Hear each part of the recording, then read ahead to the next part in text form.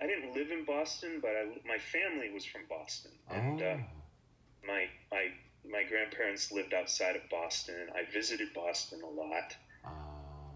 I mean, when you're from New England, and especially like if you're from Maine, Maine it's a big state, but it's a small population. You know, there's not like Boston is like our big city, Right. you know, even though it's not even in our state. You know, for a lot of people in New England, like our team is the Boston Red Sox Yeah. and the New England Patriots. We don't have a team in Maine. We don't have a professional, you know, football team, basketball team, baseball team. So in a way, like if you're from New England, Boston is like your default city. Right. So, I mean, I've never lived in Boston, but I don't feel like, you know, I always felt like an outsider when I visit Boston. I used to visit New York quite often.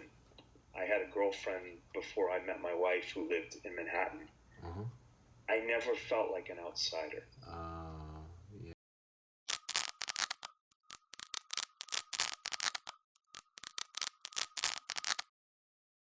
I've always thought of Boston as a very working class city, very blue collar. Yeah.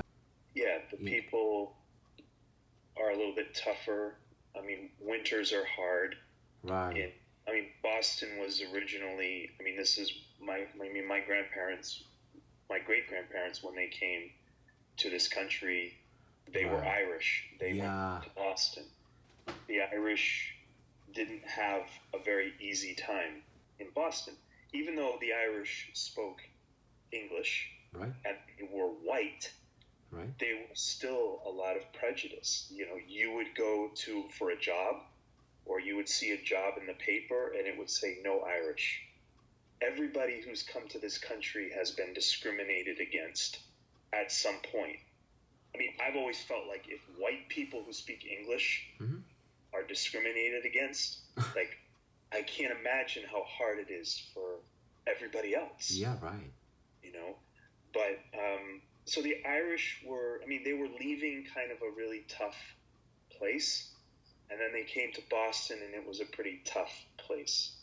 And I think because of that, you know, people worked really hard, a lot of physical labor. There was a lot of drinking, a lot of alcoholism, a lot of, you know, low education in some areas, at some times.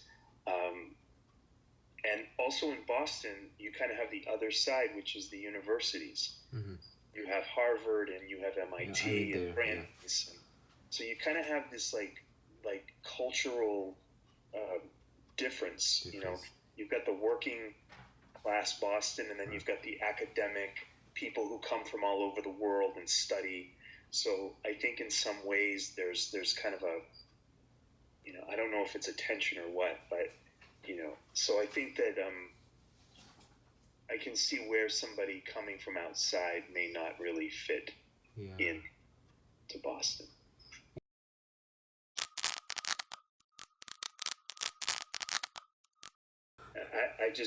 We were in Florida last week with our friends, and the husband is from Boston.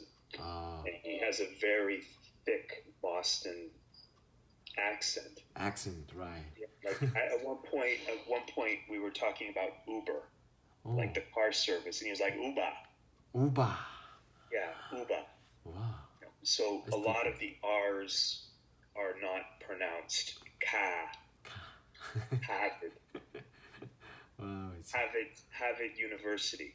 Harvard. Yeah. Interesting.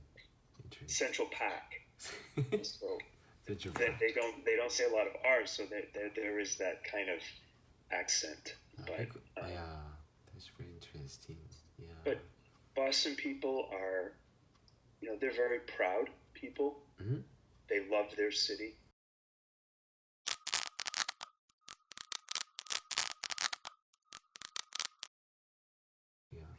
I think the difference between Boston and New York is that I think the people in Boston have very deep roots. Like, Boston is not a city that it's not like New York where New York is just like you just got people from all over the world coming. I mean, there's more languages spoken in Queens than any place on the earth. It's proven. You know, you can go to Queens and you're going to hear hundreds of languages. Right. You know, so there's so much diversity here. Boston wasn't always such a diverse city. And the people that were there, they had been there for a long time. So I think the roots there are very deep. Certainly, we have pockets of that in New York. You know, you have people who are like lifelong Brooklyn people, lifelong Queens people. They also have deep roots. But Boston is